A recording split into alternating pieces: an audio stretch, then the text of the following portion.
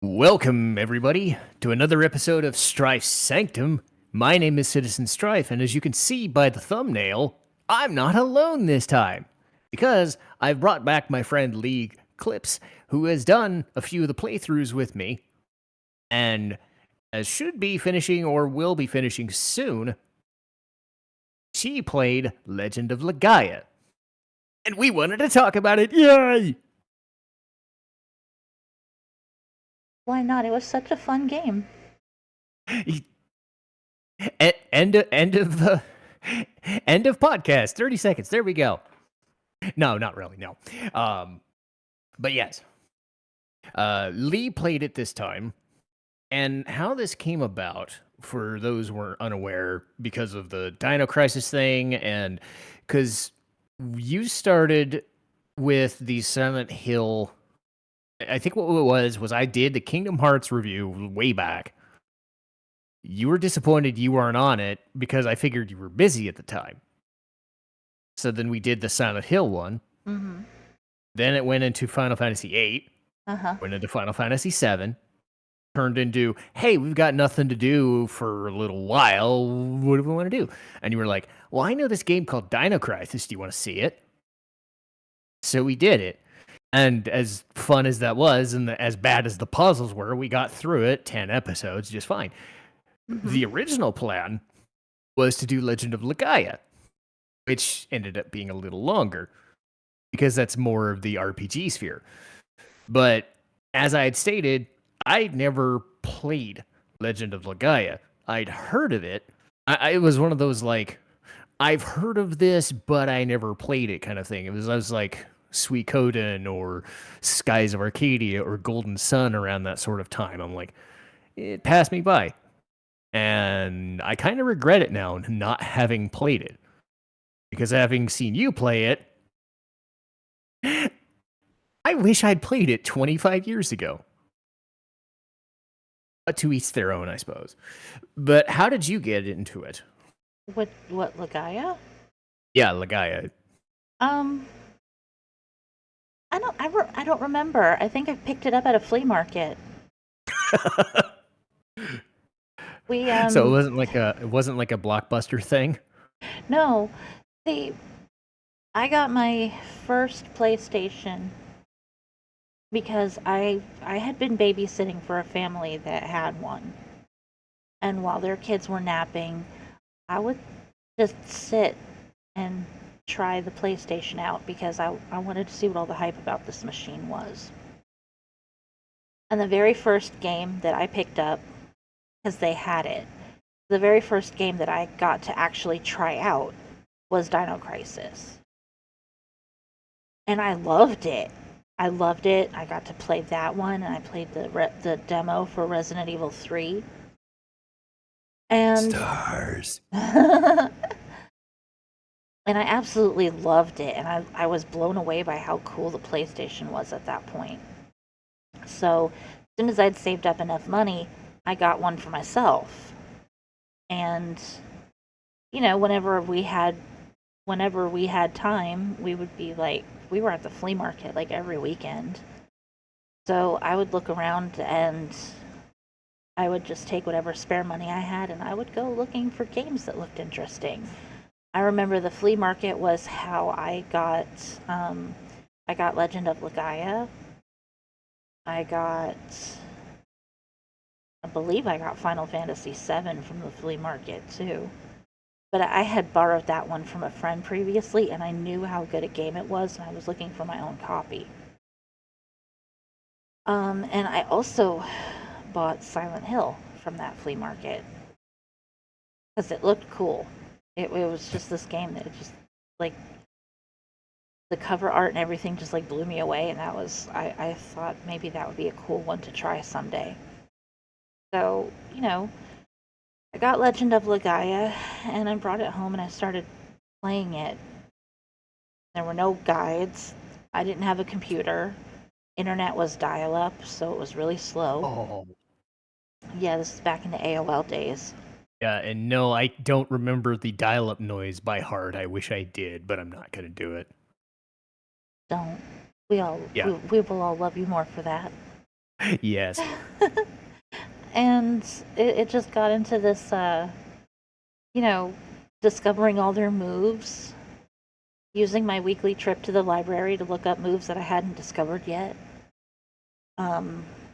Figure out, like, what I'm supposed to do in a given area if it wasn't clear from the dialogue. I mean, the game is pretty linear. It has a way of telling you where you should be going, when you should be going there. Yeah. So, I mean, it wasn't like we were running into my sister and I were the ones playing it primarily. It wasn't like we were running into big plot, problems with the plot or anything. It was more like, what level are we supposed to be before we try to do this? Yeah. And, things like that. But really the only thing I had to look up was moves that I hadn't discovered on my own yet. And that is kind of the thing. And normally I would go in kind of a linear fashion and like say plot and characters and whatnot. But really what Legaia does that I don't think I've ever seen any other game do is that battle system. And it's not even the same as like a fighting game. But the best way to describe it would be to input commands as if it were. Or say like Sabin from Final Fantasy VI, because you'd input the command that's on the screen and then he would do the move.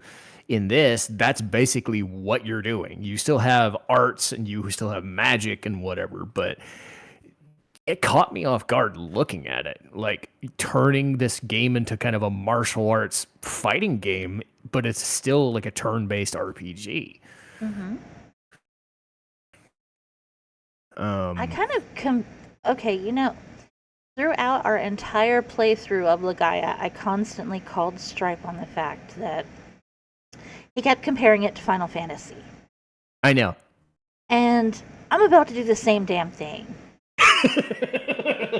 Think of the move sets like Zell's Limit Break. Yeah. It's basically that, where with Zell's Limit Break, some options would come up on the screen and you'd have to input the right buttons to make that attack happen. And that's exactly what Legaia's fighting combat system is. You punch the right buttons and that attack will happen. And that's just for their arts moves, and they had so many different types of arts moves. They had their regular arts, they had hyper arts that you had to learn from a book. And those were because of their RWBY powers. They had super arts that you could get by combining all their several normal arts together, and then they had miracle arts, which was like the fuck you button. Yep. Basically. It was like the end all be all of attacks. Yeah, I was watching it, and again, we were using different codes and things, but still, it was like some of the arts were like, I don't know, 800 damage, 900 damage, maybe 1,000. As soon as you inputted the miracle art, once you had the code, you were just like, nope, 2,200 damage. I'm like, yeah. Mm-hmm. And yeah, that what was hilarious was like I think we spent the first episode once we got all three of them. You were just like, "What was this move? What was this move? What was this move?" And there was like 15 moves, so that there was like no guesswork for the rest of the game until we got to oh god, what was it? The Gala thing. We were trying to get his special move, and I'll let you tell it. With Gala, we ran into this really weird glitch. So, one of the things that I did was I used a Game Shark code to make all of my items infinite, because at one point I combined that with Miracle Water so that I could just raise their stats as much as I needed to make the game not as challenging, but still really enjoyable. Mm-hmm. But not stupid easy either. Yeah. And what happened was because the ultimate items, the unlimited items code was in play, it reproduced his Thunder book. So he ended up with 3 copies of this book that you're only supposed to ever get 1 copy of. And I thought, how am I going to get rid of this? Because you can't throw it away. And you can't sell it. So I used it. And then it let me use it each time. So he ended up with his Thunder Punch attack in the menu 3 times. And the fact that there were 2 extra Thunder Punch listings in there wiped out 2 of his other basic moves. So because of those 2 moves being wiped out, he was never able to learn his Ozma attack and level his Rosaru up to level 7, which was the highest it could go in the game. So for all the fun we had activating Leigh mode, it came back to bite us in the end of somehow. Yeah, but it was fine because we didn't really need Ozma's attack anyway. No. And I could still do Gala's miracle art, even though technically one of the arts in the miracle art was wiped out by the Thunder Punch being in there more than once. Well, hooray, because that 20,000 damage per turn was something I really enjoyed seeing. Oh, why not? I mean, it was a sight to behold.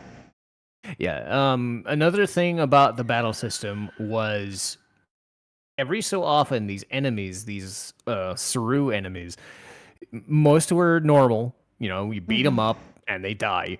But then every so often you would get these elemental ones. And they would essentially be your learnable skills. So if you didn't want to do your normal attack combinations, you could use the Saru powers, and they would range from healing spells to nuking spells to, hey, set a dude on fire, to an alien xenomorph that shot a thing out of its ass, which was a giant laser. You know, all sorts of fun junk. And the frustrating thing for us was the only way to learn it was to bash an enemy by a character who hadn't learned it yet and hope and pray. This isn't a like lore situation where if you see the attack, you learned it. Nope. You have to hope and pray that that skill gets imbued to your character. Yeah, you can finagle with an ivory book, but man, what was it, like 2 or 3 times? It was like one fight after we got done recording. There it was. I'm like, yep. It always seemed to happen that way too. We would spend like more than half of an episode trying to get one character to learn one of the summons. And as soon as we stopped recording, the character would learn it. Yep. Every freaking time without fail. Yeah, or it would spend like another 20 minutes and Leigh's just sitting there trying to learn it, and I'm probably off on my breaks just going, okay, this will take a while. I'll just go get some food. And I'm just like, nah, okay, I'll check Reddit or whatever. It's like, no, we're not done yet. And then it was like, because we're trying to do these episodes in bulk. So unlike my process, which is, say, if I'm doing 2 or 3 episodes a time, Leigh and I were trying to get like 4, 5, 6 episodes at a time. And then we would take extended breaks in between, you know, because we're both doing it at the same time. So it's like, the game was testing that kind of patience because that system was not being nice. Because like, will you just not fall on the floor? We need your stupid skill. And I'm like, the heal spells were the ones that I was worried about the most. Some of the other ones, like the alien with the butt laser, you know, Aluru. I'll say Aluru because it's shorthand. But alien yeah, with the that butt one was laser. nice. Well, yeah, that was one of the stronger ones until like the Terra and Meta ones, the Rosaru that we had. Like those were doing like 5,000 damage or something crazy, but they were end game skills. They were expected. So those would use your MP. But again, it's cool that like you have this like charge mechanic that acts as a guard, but you also have HP, self-explanatory. MP is pretty self-explanatory. Use your skills, and then you have AP for all your combinations and stuff. Because it was a really cool idea. Because I'd never seen that sort of thing before, or at least never seen it as I said, I saw it maybe once or twice as a character trait or a character quirk, but I've never seen this type of martial arts because it is a martial arts movie in an RPG system. Pretty I was much. impressed. Um, and speaking of that, we'll get into the characters now. And honestly, there's not that many. I was kind of surprised. Outside of the characters you meet in like every specific city, Yeah, you only have 3 party members the entire yeah, game. that caught me. And so we'll talk about them. Vaughn is Link, basically. He's your typical silent protagonist, but his whole story is his city is the first city to get destroyed. Well, in game that we see, Rim Elm destroyed by the Saru and all the monsters and all the chaos and Well, it's crap. not So the his family is city. affected. All the other stuff is affected. It's Yeah. not the city that gets destroyed, it's the wall that protects it. Oh yeah. I keep forgetting that. I mean, 'Cause you're you- sitting there going into spoiler territory trying to say that the town gets destroyed. Well, we already posted the first video. I mean, at time of recording, so I don't really care. I'm assuming people watching this or don't care about spoilers. Well, Because I put spoiler tags for these anyway. assuming you stick to your pattern, this isn't even going to come up until the last episode goes up anyway. Well, I didn't mean that. I meant the wall breaks free and this thing called Zito shows up and goes, "Yeah, I'm gonna destroy you." So Vaughn City is like, well, how do we save it? How do we deal with it? What do we do? And turns out the raw Saru, which are the good versions of these, well, not monster things. The Saru aren't evil. That's the thing that the game tries to express is the Saru are Yeah. monsters, but they're not evil. But there's a separate entity called Raw Saru, and it calls to him. Basically fuses within him, and he becomes super powerful. And then he's tasked with reviving what are known as Genesis trees. And if you've never seen a Genesis tree or wondering what it is, basically the tree of life in the shape of broccoli. Yeah. Because every time we did it, it was always a giant stick of broccoli. But I mean, it looked nice. Yeah. So he leaves his family, his I don't want to get into that. That would be spoiler territory. But again, he has a family, or most of a family, but he has a home, and he's going to defend it. He's going to try and get rid of what is known as mist. We don't know necessarily what the mist is and whatnot, but it's like he's sitting there going, okay, I'll just go to the nearby place and stop it, because you got to destroy these things called mist generators. You got to destroy Zito and all the other weird monsters that are around, and you know. Vaughn isn't really a character, so there's not much to talk about with him. It's like he kind of is, because they do give you dialogue choices to choose from for him. Yeah. And you can choose to make him say really nice, supportive things, or you can choose to make him say dumb, insensitive things. Or you can choose to follow for May and have her measure everything about you to tailor a suit, and then realize it's just a big dick joke the entire time. Well, half of the game is a big dick joke. Yeah, because Gala exists. But yes. Dude, that's like comparing him to being the gigantic turd named Bono in South Park. Wait, there was another turd other than the Mr. Hanky? Ugh. Okay, in South Park, there was actually an episode where Stan's dad, Randy, takes this gigantic crap and thinks that it's a world record breaker. So he starts trying to go about having it declared as like a Guinness World Record, and the people at Guinness tell him. Oh God, I remember this now. Yeah, and they tell him, we don't do that. You have to call these other people. And then they sit there and they say that the world record holder is Bono. But he actually did break the record, so they give him the new record. And then Bono comes out and says that he just broke the record again. And then Randy goes through trying to create another record-breaking poop. Turns out that Bono didn't break the record, he was the record. Okay. I mean, I know Trey Parker and Matt Stone get into these things all the time, but what did Bono ever do to them? I don't know. He's actually a pretty decent guy. Yeah, you would think, given all the stories we hear about all these celebrities now, because social media is a thing. Anyway. Well, I mean, at a time when social media wasn't really a big thing, you two would go Yeah. around. Not only were they touring, they were doing humanitarian efforts in third world countries.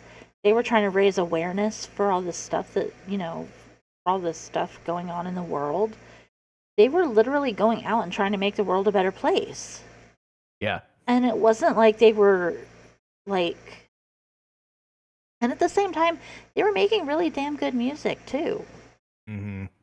So it was like, and it's not like they were acting really super stupid smug with themselves about it either. They were still acting like decent people. Yeah. But anyway, getting back to the giant piece of crap that is Gala. So I'm saving the best character for last because we'll probably never shut up about her. But anyway, so a couple of areas in, Vaughn makes his way to a place called Byron Monastery. We did a tutorial of a character from Byron who's teaching us all this martial arts stuff. So Gala is the head teacher, not the mentor, not the full on head of it, but he's basically the teacher of the monks in most cases, the second in command, if you will. Yeah, And he's basically he's basically number one to Captain Picard. Yep. That's good. Will Riker. Nice. That's exactly the comparison I was going to make. But really? but yeah, it's I mean, I haven't seen it in forever, but still. I grew up on Star Trek. Anyway, love Gala Star has Trek. this Gala has this feud with, and I'm always going to get his name wrong pronunciation wise, it's Sonji. Or Sanji. Yeah. Because I always do the son part. I don't know why. Because God forbid I can't do any pronunciations for shit in any game ever. Anyway, Sanji is just the annoying prick, the safer, basically. He is basically safer now that I think about it. He is stupid. pretty much. Yeah. So imagine what that entails. Yeah. Gala and Sanji have a very squall-safer relationship. They're frenemies. Yeah. For lack of a better word. They're they rivals. Were. They're rivals and frenemies. Yeah, I think the frustrating thing about Sanji was like just how long he's always just kind of, because there are characters that do that. They'll hang around the game way longer than they should. And to be fair, most of this game doesn't really rely on like the one main villain. He kind of ends up being that guy because he shows up so much. But it's always about Gala. It's not really about messing with the rest of the party. It's just, I'm going to be stronger because I want to beat you. So as much as I like Gala, it ends up being a kind of a one or two notes with the character. He does kind of break free on occasion, but like his two modes are I'm beating up Sanji, or two, he's being a dick to people almost like Waka or Steiner, right? We kept making those like for a while he was just like never listening to what anybody was saying and not paying attention. After a while, it started going away. Gala comes from a place where the Saru killed his family and made him an orphan. Yeah. So he absolutely detests the Saru and anything that has to do with them. That's one of the reasons why he took to Byron so well, is because the Byron faith basically disavows the use of any Saru, and they believe that they believe that humans can do things with their own strength, and that they don't need the strength of a Saru. They can do it all on their own. And to an extent, they have a point. Yeah. It's not good to rely on something like that too much, because then your own growth stagnates and you don't ever make progress. But In this case, though, they kind of take it a little. They're kind of like. I don't want to compare this to any one religion because kind of I would, it's kind of like an amalgamation of a bunch of different religious faiths. yeah, I would just say they're zealots. They are Not zealots. not any particular, yeah, not any particular type of zealot, just the zealot type, and they don't want to hear of any bullshit. Now they realize after Vaughn and the third character, or second character in this case, get good, they do all the things for them and save their lives. They're like, oh, okay, you've learned, he slowly starts to get it, and then he gets a Rosaru himself, and then Gala, still is just kind of like a curmudgeon, basically. But for the rest of the playthrough, it's like he's dealing with Sanji, and then his annoyance starts to slowly fade away. But he does have these moments where he's kind of a dick to people. Like, I get it. Yeah. Something I noticed even late in the game was like there'd be this crazy intense moment, like a tragedy, and he'd be like, "Well, we still need to get moving. You don't have time for tears and all that." I'm like, a little fucking space or some sympathy would be nice, Really? and it just frustrated me that it's like as much as he changed, he still was just. Ugh. And I'm you like, really see it in the late game. Like yeah, in the last kind of the last quarter of the game when it's starting to become crunch time, it gets really tragic at that yes, point. And there's just so much stuff happening. One tragedy after another, and then all this stuff that's making you realize that it's even more tragic than you think when it comes back. yeah, And yeah. instead of just giving this poor character space to grieve for what's happening, he gets on his goddamn stuffy high horse and says, "We don't have time for that right now. Pick Yeah, we'll have yourself time up to and let's grieve later. go." Yeah. Ugh. Like, this is why one of my nicknames for him is the Byron Blockhead. That's the polite one. But yeah, and given that, like, really the main characters of this piece aren't really Vaughn. He's the reactionary, like he's seeing the world, but he's not interacting much. You really only have Gala and this next character we're going to talk about, their name for it. The benefit is, if this game was just like Gala and Vaughn, it would not work. But the best character in this game by far, and the one that like every episode we would just say, she's the best thing about this, is Noah. And like I think you mentioned her either before I started playing it and started watching it and seeing if we were gonna do it, or like as soon as I said Noah's great, you were just like, yay! It's like we just couldn't get enough. Like there was just something, like the selfie thing in Final Fantasy VIII. It was just like Yeah. that. That is great. Noah has just got so much personality. It's just this bubbly little zooming rig of lightning that just zaps you. Yeah, or kicks you in the face in the case of one of the characters. Oh god, yeah. Yeah. So later on in the game, this woman that we know is trying to turn this like drunken sap. She's trying to get him kind of the man up speech. So Noah just says, "No, no man up speech. You're a bad person." So she drop kicks him in the face in the fucking bar. Yep. And I'm just sitting there going, um, a little much. She totally didn't understand the situation though, because spoiler here, Noah was a little girl who was raised in a cave by a wolf that had a Rosaru attached to its head. The same Rosaru that she would eventually get when they revive another Genesis tree. Mhm. So yeah, she ended up being she was raised in a cave. She completely closed off from any kind of people her entire life. And she didn't remember having a family or anything. She didn't know who her parents were. She Yeah, had and that's She had dreams about them, though. One of the things that I didn't do during the course of the game, I didn't go and stay in all of the inns.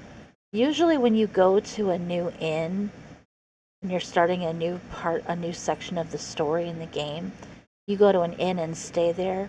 Noah has a dream about her parents. Oh. There were several dream sequences from the game that I didn't have just because they're basically all repetitive. Like, if you've seen one, you've seen all of them, basically. It's just her chasing after these little orbs of light, calling for her mother and father. Yeah.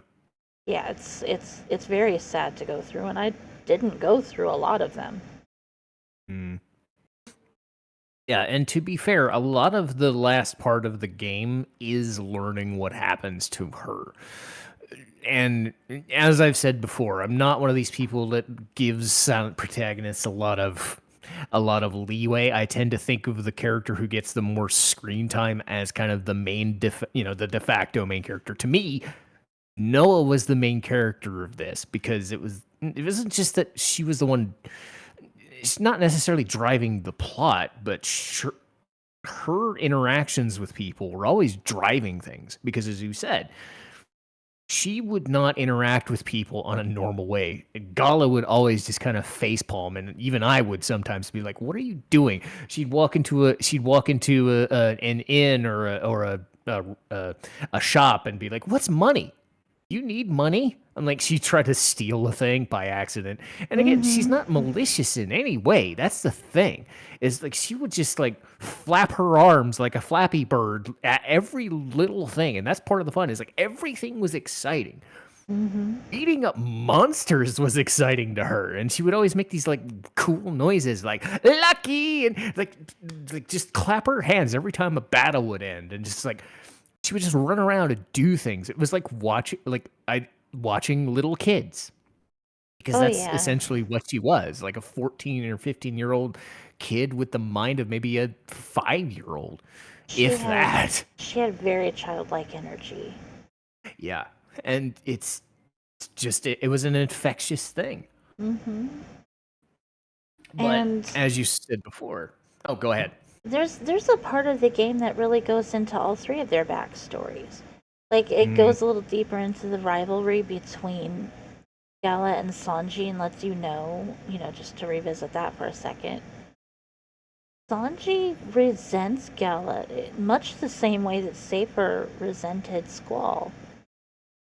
Gala got all the attention and Sanji felt left out. Gala was the perfect one.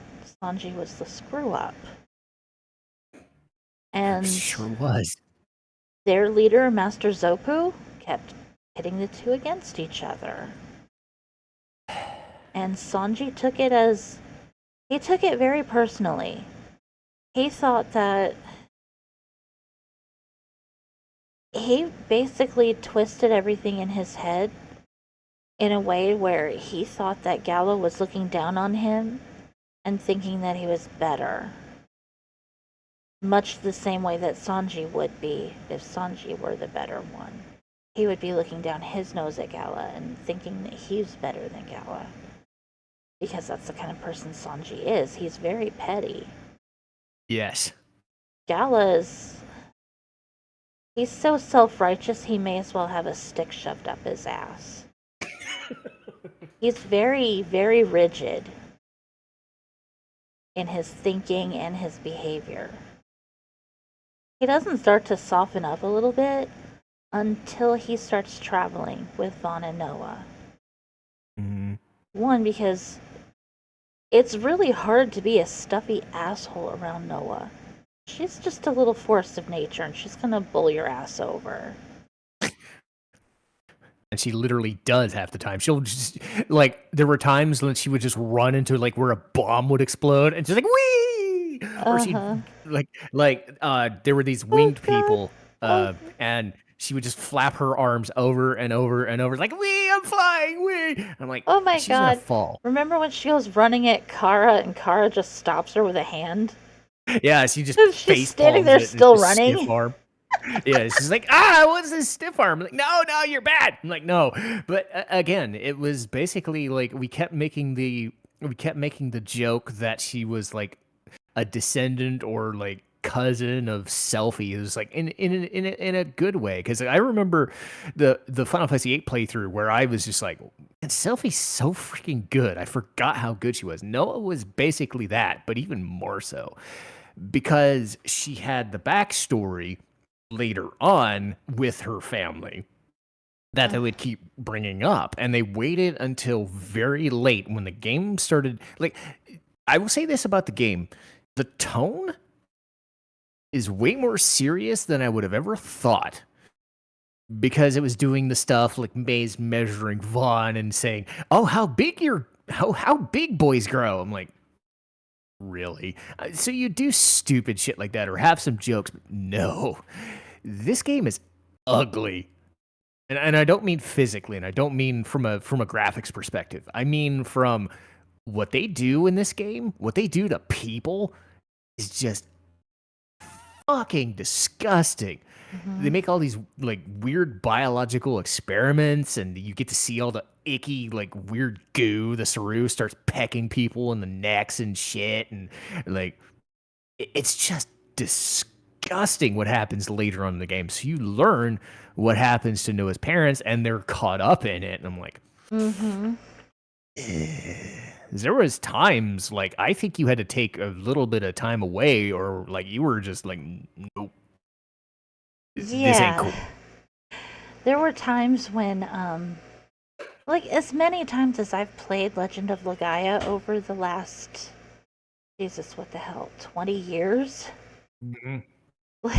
Okay, you guys know I'm not a young lady anymore. I'm kind of old. But for the number of years that I've been playing this game,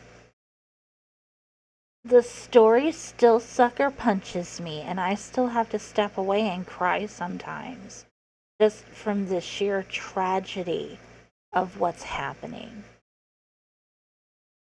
And several times that we were going through some of these really heavy drama scenes, I was having to take a break and pull my emotions back in, because I was getting caught up in the story all over again and having these really super emotional reactions to it, which you can hear when I'm reading the dialogue. You can hear it. I'm not just acting, I'm feeling it.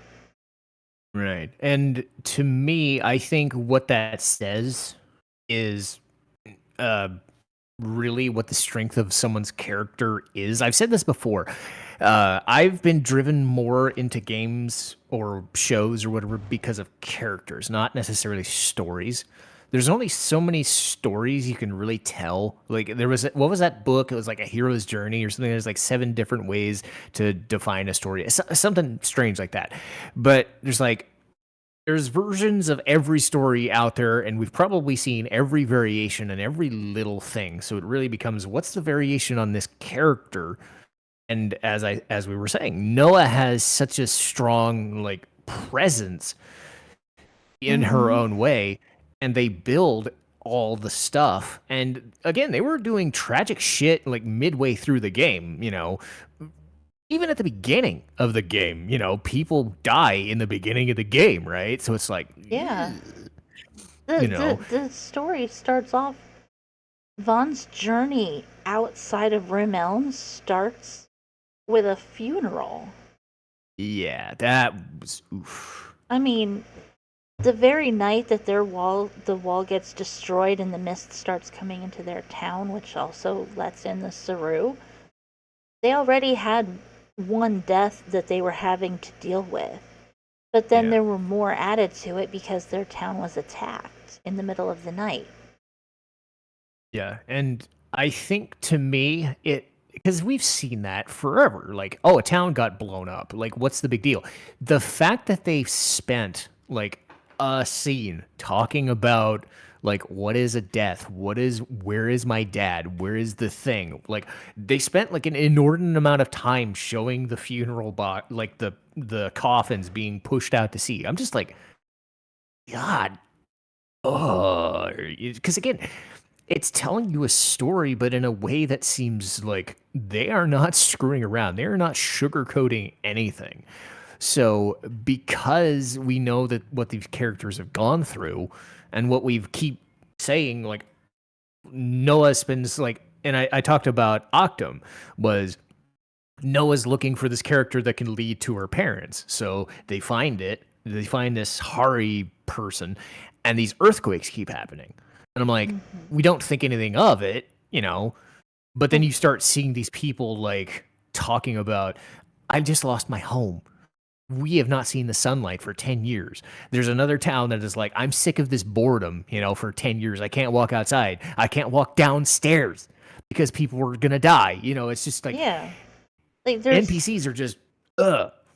the NPCs are just like with as few character models as there are in the game. I mean, there's still enough variety that there's different character models in each town. It's just that they reuse a lot of the same ones. Yeah, that's fair. And like the people of Octum, they hid from the mist by going underground. They're getting plagued by earthquakes that are destroying their houses. And some of them didn't make it out of their houses before the earth swallowed it. Oop.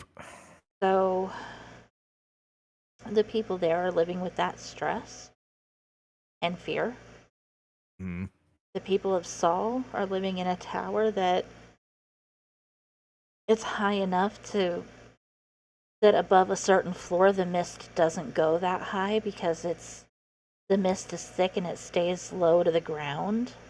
So once you get up above a certain floor, there is no mist and it's safe because they're higher up than the mist. But if you go into the lower floors, that's where you risk running into the trouble because that's where the mist is. So they have to remember that they can't go below a certain floor. And if their boredom ever gets like, I wonder, like, it makes you think like if one of them ever actually did become suicidal or something, what do? Do they go up to the roof and jump off of it? Or do they go down into the lower levels and become Saru monsters? Like, what do they do? It's like neither answer is good because we kept seeing like this neon light place with this bouncy music and shit, and like everybody's just sitting there going, I just want to go outside. Like the lavishness and paradise of this place is boring after a while. I'm just sick of all this.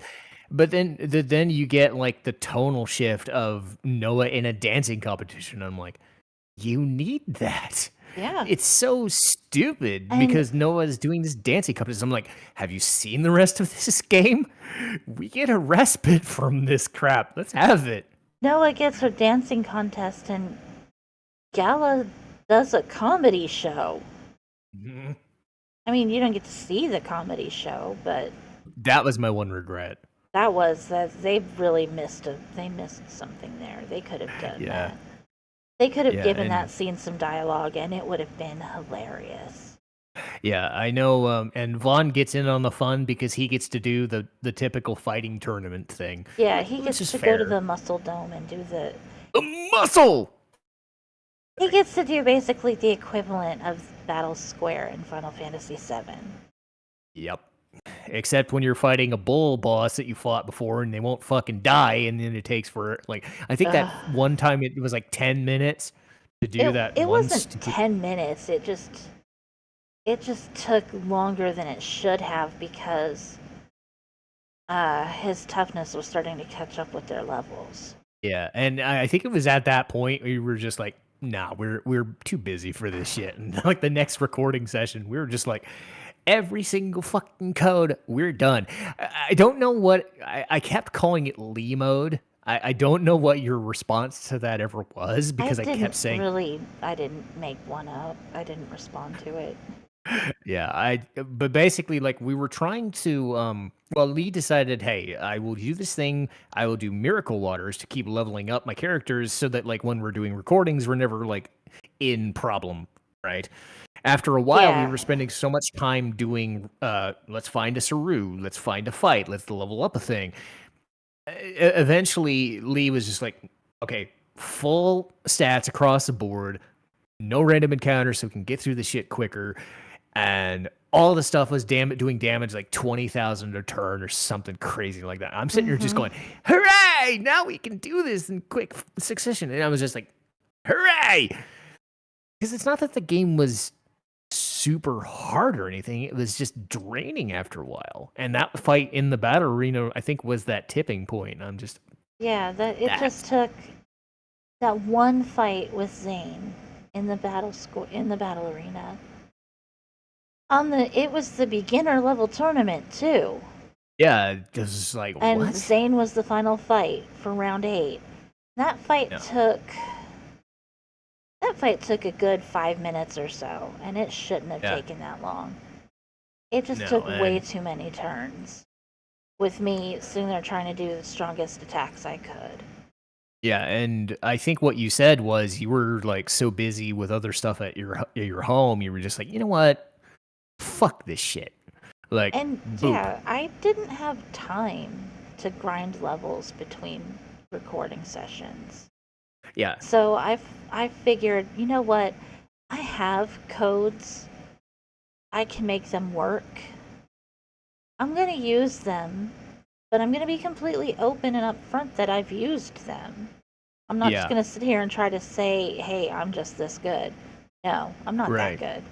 I'm just that impatient. I think the funniest thing was when you put the codes in, like Noah was level 99 in full stats, but everybody else was, but they were like level 27. I never figured out why that happened. I don't know either, yeah, it was, unless I somehow activated the level 99 one and didn't realize it. Oh, that could be what it was. But again, it was one of those things like at that point, I was invested in the story and the characters that I wanted to see what they were going through, that I didn't need to see the struggle of the fights themselves, because the fights are a conduit for the story, and the story is a conduit for what the characters are going through. Mm-hmm. And by the time that was happening, we'd already dealt with like 10 hours of Octum earthquakes and people are dying, the Rim Elm funeral. We hadn't even done Concrum yet, but Sol Tower was already just a wreckage, you know. Yeah, and then Sol we still Tower. had the yeah. Yeah. But and then there's still like another city or two to go on that main continent, and it was like, you know what? I think the story is going to be strong enough that I don't really care if we go through these battles and beat the shit out of them. Sure, I can understand maybe like, oh, this super hard fight is super fucking hard. And I'm like, it's like, cool. But I think we dealt with that. And it was like, I still got the emotional investment of seeing what Noah's family situation ended up being, like what they did at the end of the game. I talked about the tragedy of it all. By that point in the story, it was they were trying to summon this like super like Omega weapon level thing called Juggernaut, right? And to do that, they would put these women in these like flesh containers. Basically, it's as disgusting as it sounds. They are basically like living tubes of goo, and you'd hear all these noises. And the game would relish in that. Like, the final dungeon is a freaking biological experiment. It's called Bio Castle. It's basically the inside of a fucking juggernaut thing. And I'm like, yeah. It's like all red and diseased and disgusting. And I'm like, this game is just it's unabashedly insane. It's just basically they created dungeon levels, and all of the ground and the walls and everything are supposed to be like what you would imagine the inside of someone would be. Yeah, what was the part with Vaughn would always have to go into this river of like red goo, and it was just like, oh, it was like blood, basically. Yeah, and not even just blood as in blood as we see when we get a cut. It was like blood with like red and pink and all these weird. It's very graphic. Yeah, it was just, it was like a rapid river. Yeah, and I think that's the thing that's going to stick with me most, and that's a positive that this game has, is because the characters were developed. Like even if like the villains themselves were very stock, they're just monsters fighting and just blowing shit up because they're taking over the world because they don't know any better. They slowly develop why they would do it. And that's like the final like 3 to 5 hours of the game, but it's all tied into Noah's thing, and they keep it until then. They save that stuff for the very end. But because you were either invested or not invested in Noah and Gala and their situations, it leads to going into all these towns and seeing all this disturbing stuff, these NPCs. I'm not like an NPC guy, but you were, and I think it elevated the experience because of it. Mm-hmm. Because talk to these people and they would tell you, I don't want to get married to this guy and die, or I don't want to go to this place and become a Saru, or all this crazy shit, as we talked about. The positives in this game are just the battle system is great, but the characters for what they are, for what the story is, as basic as they are a very effective and it really is the tone. Because as nice as the moments are, the moments of bliss of, hey, Noah's in a dance competition and Leigh wins by 3 points because of one note going just her way. I'm like, that is like a small drop in a bucket when you consider all the disgusting crap that was going on for these last like 30 hours. Yeah. And I'm like, whoa. Or So, like the impact of saving the people of Octum and then finding out what the consequence of that turned out to be. yeah. So the game was like, aha, got you. Yeah, we did something really great, but then on the other hand, we caused something really awful to happen too. Yeah, we were like, yay, Optimusade. What happens? Oh, the other city's fucked, isn't it? Yeah. I know I don't use this, and again, they're totally different games, so bear that in mind. But when I was watching this, I was thinking of Nier. Um, and again, Nier is done in a much more like chaotic and like very almost mean spirited way. This is a traditional game, but it's done with such a dour sensibility that it catches you off guard. Because everything else is like very, let's go fight some dudes, let's go do this thing, and it's like, mm. But again, you have characters like Noah and Gala on occasion to lighten the mood. A lot of the NPCs are well written, Mm-hmm. It takes a lot of chances with as basic a setup as it is. It's willing to take chances.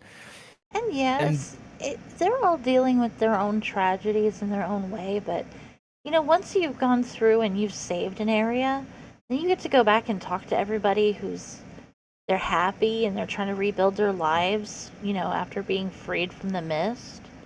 Yeah. And that gives you that's your zen spot for that part of the game. You can end the fun part is there's a teleportation system called the Door of Wind. You can go back and revisit any place that you've been before. Mm-hmm. So you can just like if you're stuck in a part of the game where it's really kind of depressing and it's draining you, you can go back and visit a place that you've been before that you've liberated and go talk to happy people. Yeah. So there is that balance there, and I think it's an effective tool because you don't want one consistent tone for an entire game. You don't want it to be absolutely happy all the time because then there's no like threat, there's no consequences. But you also don't want everything always being dour all the time because then like you just like, do I really want to play this? Am I having fun? So like Legaia balances itself really well, and the battle system, as frustrating as it was sometimes, it gave a good sense of like leeway because I liked seeing all the new attacks and seeing like all the characters have new equipment all the time. Like we kept calling Gala's thing like the baby rattle of doom or something. Uh-huh. Like Noah would just kick dudes to high end, almost like a Chun-Li in a way. Vaughn would have this like knife blade like Assassin's Creed and just start stabbing, or just a straightforward knife. And it's like the martial arts stuff is cool because it's like, and it's not just them. Like the enemies too can either use their skills or they can use their own attack chains and do damage. So it's a very, fairly hard game on occasion when it needs to be. And I know. there are times in Go the ahead. fights when you don't even have to manually choose what their attacks are. You can literally choose an auto attack and just go from there, Yeah. which kind of takes the stress out of the fighting for you. Like if you don't know specifically, like if you know specifically that you want to string some attacks together and try to find a super art by making combos, then yeah, you have the freedom to do that. If you don't want to do that, if you just want to see what the game does on its own, you can choose auto, and sometimes auto like will find arts that you haven't found yet. It's Yeah. rare, but it happens. Yeah, and it's important to note that the game also catalogs most of the things that you're doing. Like the Door of Wind will take you to cities that you've been to. It will tell you like what your skill set has been. So if you don't know exactly, and it's not like you have to put the code in and then you're like stuck trying to remember it a second later. It's telling you, oh, here's the screen, here's the list right there. So you don't have to look at a list online or something. If you have it memorized, the game will memorize it for you. It'll memorize all of the Saru abilities that you've learned, all of the cool stuff that you get. So as I've said before, the battle system is free flowing. So if you don't want to focus on magic, you just want to focus on the attack stuff, you can do that. If you want to be a magic based user, you can do that. Um, that again leads to the strength that this game has, is it was willing to try some different things and succeed. Because I'm sitting here watching it and I'm like, every time like Noah and Gala and Vaughn would attack, they're all kind of doing different styles.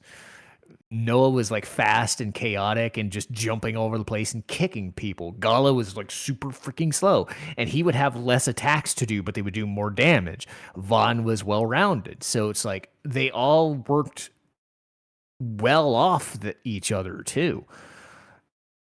So it was an impressive battle system. And this was like, they only did like one other sequel, didn't they? Yeah, they did do one sequel. It's called Legaia 2 Dual Saga. Yeah. So that And was like their first attempt. Oh, go ahead. and Dual Saga has nothing to do with this game. Yeah. The only So the only thing that the similarities are they have the same combat system. You know, where you put in arts moves, they use arts.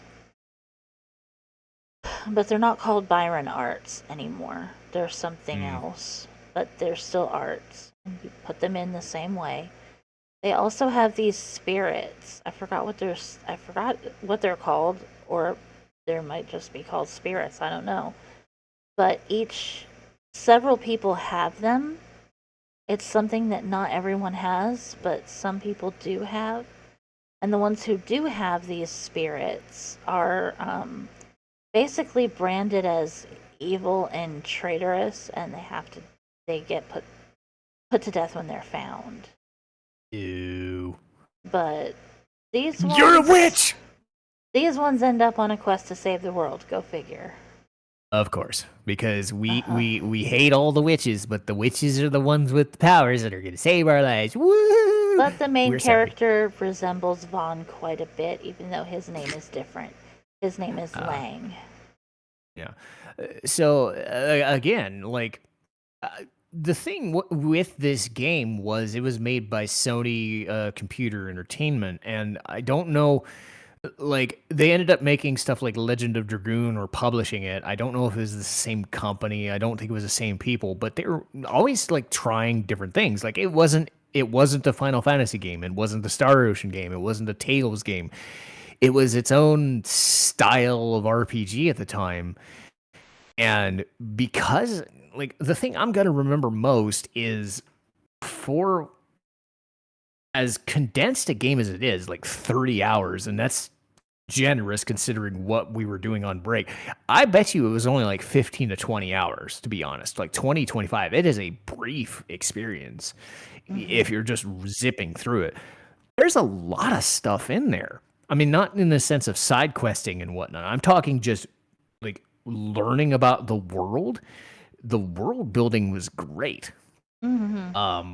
And it's something that for a game that was by itself, like it wasn't developed as a franchise or later was, to do that combat system, to do as good a job as it did telling story and character, I was just floored by this. And I'm like, kind of like, why did I not play this 20 years ago?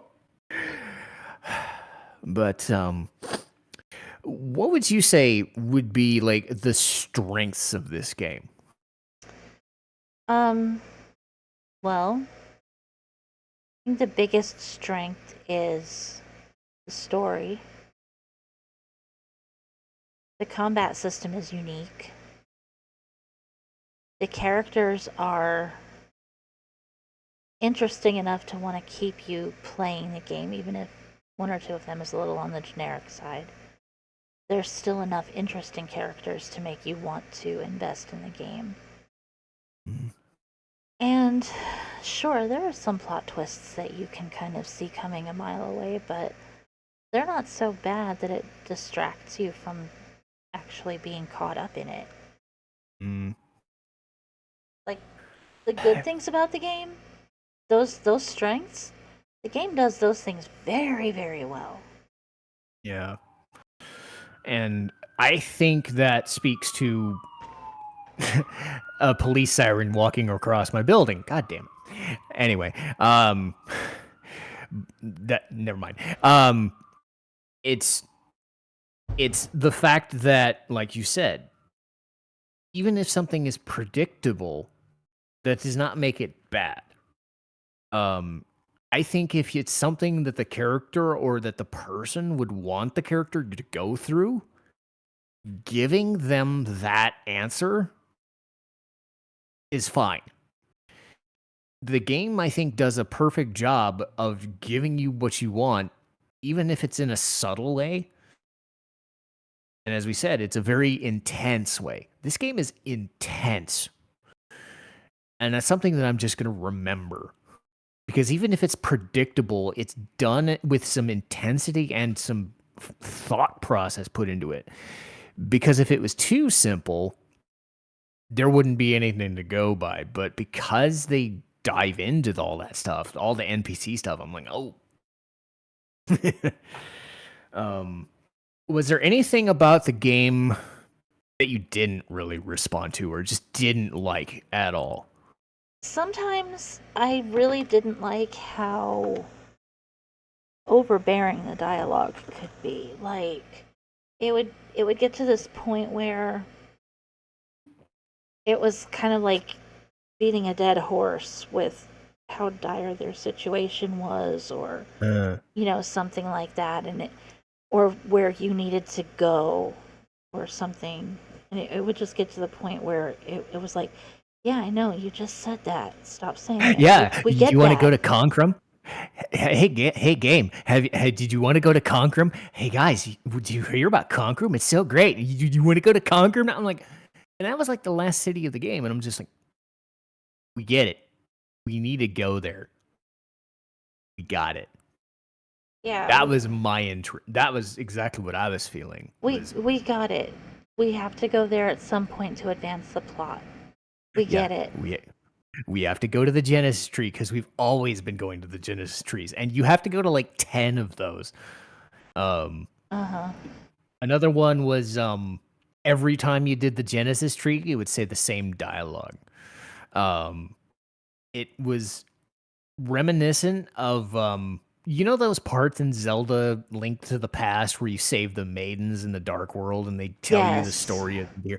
That every time you do the Genesis tree, you're going through that again. Yes. It's just ugh. And it's a pain in the ass because it's repetitive. Yeah. Vaughn feels warmth in his hand. Gala feels strength. Oh no, Gala felt joy. Oh, yeah. I was like, Yeah. God. Yeah. A And big sure, there was blockhead, a big blockhead with something in his hand, he feels joy. yeah. You And can like see where every that's time like going. ugh. No, and it wasn't even that. It was like anytime the Genesis tree would grow, unless you had like a Sonji come by and mess with you as a boss fight or something. It was like every time you do the Genesis tree, it would pulsate and ooh, the town's looking great. Woo! And I'm like, okay, like cool. Didn't need to go through 10 of these. To be fair, like again, you'd have cities like Octum where the consequences would turn into a city later that like, oh, that was cool. That part would be unique. Everything besides the Genesis trees and the mist generator stuff was pretty cool. Because the mist generators ended up being the same thing too. It was like, okay, it's the final boss of this area, and then you got to do a thing, and then it'll turn into shit, and then it will go away, and yeah, And as you said, repetitive. I I think I brought this up earlier. It was the battle system and how you got these skills from the monsters. Um, I like the idea. I just don't think the execution was there. Because it was so random. Like for every time Vaughn or Noah would get it first try, there'd be another chance where it'd be like 5 or 6 or even 10 fights. Right? And then it would, the one who had the lowest intelligence stat out of the group is usually Gala. Yep. Because he's just, me fight, me smash. Yes.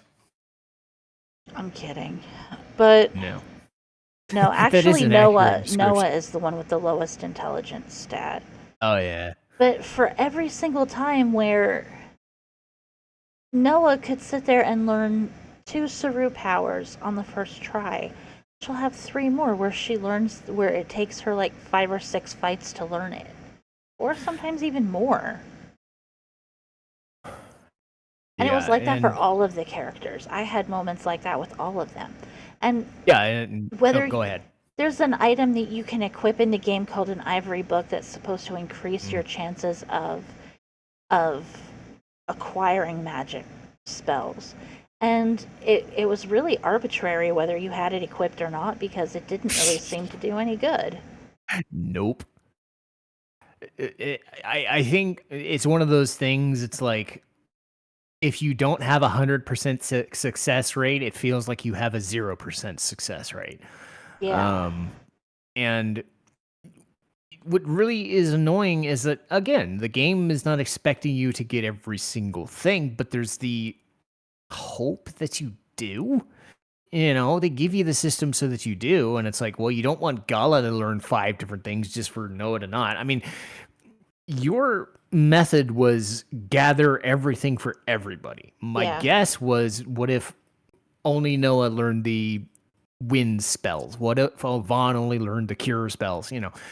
But it's still like, for all of the other items that was like, hey, you can instantly run away from a fight. You can instantly gain AP recrual. You can instantly do this.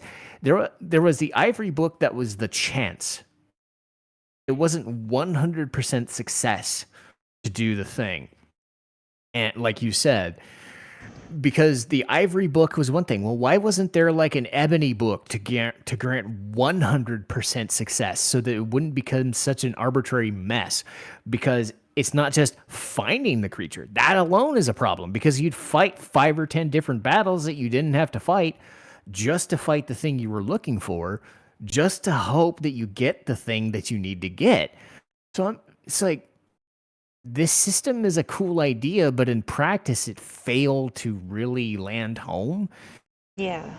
Because it was a series of frustrations that didn't need to exist when you could just say, all right, I'm toggling a switch now to give me 100% success rate on this thing. Let me do that. Like, I can escape battles whenever I want to. Let me do that. Pretty much. Again, I mean, it sounds like a big molehill, right? Or mountain out of a molehill, right?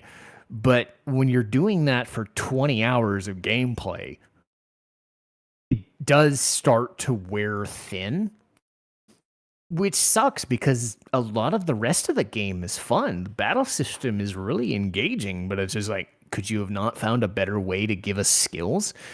Because you could get skills from dudes in like random apartment buildings or towns, but you couldn't learn fighting skills from like another like you know, learn this skill from buying it in a store, right? Like, here's the Gamard skill. It'll teach you this thing. Buy it for 20,000, whatever, Yeah, right? That would have, But that would have been that really expensive over time. Yeah, but still, it would have been a guaranteed everybody learned it. True, but you also were supposed to be saving up for your armors, too. Yeah. But, it is one of these things like no game is perfect. So how much of it in reality is it going to drive you? Was there anything else you can think of? Because it was some things in the battle system, some of the arbitrary, you said, oh God, what was it? The overbearing plot, the overbearing nature of over-explaining things. Was there anything else that you could think of? Not right off the top of my head. Look at your messages. Yeah. I think I added in the idea about the battle system, honestly, because that was one that was bugging me. And I wasn't even playing it. Imagine what it was like for you. But at the end of the day, I think what we both felt, and I know me personally, was that this game was a massive success. And I was floored by just what they were able to do with a new IP. I don't even know if these people had made RPGs before. Like the Sony Entertainment Company, like I said, they were making some RPGs that weren't franchises. To come up with something this effective and this affecting, like I'm going to remember some of those weird sequences near the end of the game and even the beginning of the game for the rest of my life. And I would have never experienced it if you'd not told me. It was like, I'd heard about this game for years, and I'm like, what is this? It's almost kind of like the Xenogears thing. It's like everybody's heard of Xenogears, and you play it, and you're like, whatever. It was that type of game for me, because you told me, it's like, oh God, you have to play this. Yeah, I did. Now that I've experienced it, I can totally be like, yeah, I'm in that camp. Because people wonder, do I recommend a thing or not? Yeah. If you've never experienced this game, I would highly recommend it. Or, better yet, watch us do it. Cheap plug. Anyway, anything you want to plug right now? That's a loaded question. Lots of stuff. I put you on the spot. We didn't plan any of this stuff. We were doing this off the cuff. No, we really didn't plan this one today. Yep. I guess I'll plug the same old. Visit my Etsy store. There's a link. I mean, it's mine and my fiance's Etsy store, but visit, shop, please. Yes, buy. Leigh makes stuff like earrings and bracelets and other fun things, and I make necklaces too. Ooh, nice. I make all kinds of stuff. Dude, you have no idea how many compliments I get when I show pictures in Discord. It's really like I have to work not to get an ego. Funny, that's what I should be saying about myself. But no, I think you're pretty level-headed, to be honest. Yeah, I don't think anything that I make is really all that cool, but people keep telling me it's really nice, so I take the compliment and I just appreciate it for what it is. Yeah. Also, when my life is not total chaos, I stream on Twitch, so you could come by and see me play anything from old school RPGs like Legend of Legaia or Final Fantasy to a survival horror game like Resident Evil. Not the remakes. I don't play the remakes. Or you might see me play The Sims or Animal Crossing or some other chill, laid-back game. It really just depends on what I'm in the mood for that day. Yeah, variety. Yes. Unlike me, I love variety. I am Mr. RPG. Well, not really, because there's a guy named Mr. Anyone G. who knows me knows that I have a very short attention span and I get bored easily. So Yes, but you play for a very, very, very long time. So if people like long streams, you're one of the best to go to. oh, thank you. Did you say ooh or thank you? No, I said thank you. God, I was about to say you were going to say ooh, and I'm like, uh-oh, I dug myself. Why would I say ew? I don't know. You just freaking complimented me. Why would I say ew? It's because every so often I say something dumb, and then we come up and say, "Did you say that you had a bag of dicks somewhere?" I'm like, it's like, what did I hear? No, but you know what? I got a bag of dicks in the mail once. And with that, we shall end this podcast on a bag of dicks. Bye, everybody. Thanks for watching.